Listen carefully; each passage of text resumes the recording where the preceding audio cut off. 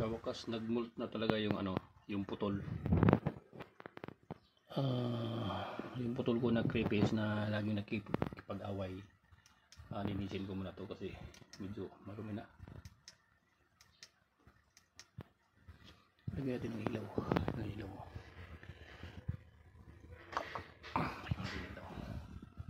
o. Si putol yan eh. Putol yung sipit. Medyo mabaho na rin yung ano ko eh. Yung pan ko. Kaya linisin ko na. Kunin natin si putol. Saan na kayo nagtago to? Ito yata yun eh. You know. Lalaki kasi to. Tingnan natin na ang laki. Lagyan natin sa plan. Si putol to eh. Yun. Putol yung mga sipit niya. Yun o, lalaki to.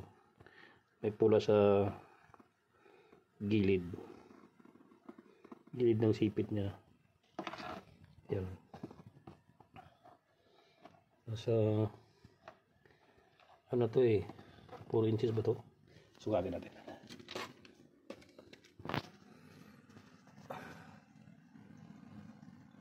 Five na nga siya oh. Mula dulo ay 4 pa pala. Ayan, 5 na oh, ito buntot. 5 inches na pala to siya.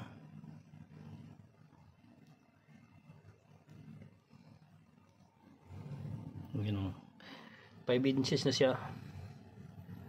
So yun, makikita dulo ng ano niya, ng nguso. Yan o, ito. Tapos dito sa buntot, so 5 inches nga. So 5 inches na siya. Bago nag-molt. So ngayon, lagpas na siya ng 5 inches ngayon kasi nagpalit na siya ng balat eh.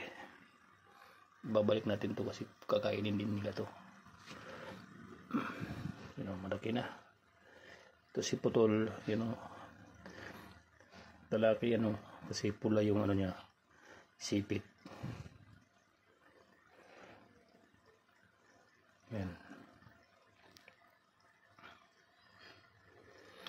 Kompleto na yung ano niya eh. Yun o. Yung sipit niya. Kasi ito, nadudugtungan na to eh. Lagi kasi nagkipag-away itong lalaki na to eh. Ano kaya ko itong lagyan to ng ano no, harina. Ito kainin naman nila to eh. Ilagay natin dito ulit sa pinaglalagyan niya. Pag kinuha mo siya, lumulutang na siya kasi may napasukan na ng hangin yung shell niya. Yun, lumulutang na.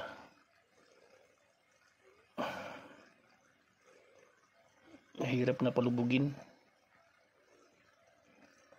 Yun, palabahin ng hangin.